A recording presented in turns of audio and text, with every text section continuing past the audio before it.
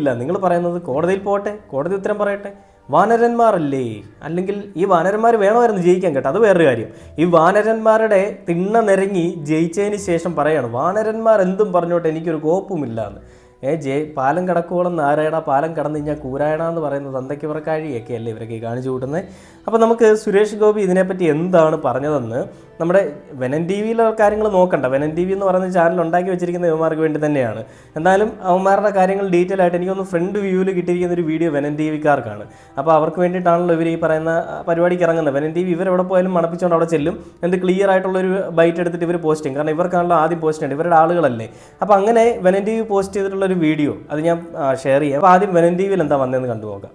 അത് വിശദമായി നോക്കാം. എല്ലാ വിഷയങ്ങൾക്കും തെരഞ്ഞെടുപ്പ് കമ്മീഷൻ മറുപടി പറയുമെന്ന് കേന്ദ്രമന്ത്രി സുരേഷ് ഗോപി. താൻ മറുപടി പറയില്ല, മറുപടി പറയേണ്ടത് അവരാണ്, താൻ മന്ത്രിയാണ്, ആ ഉത്തരവാദിത്തം കൃത്യമായി നിർവഹിക്കുന്നുണ്ട്. ചോദ്യങ്ങൾ കൂടുതലുണ്ടെങ്കിൽ തെരഞ്ഞെടുപ്പ് കമ്മീഷനോട്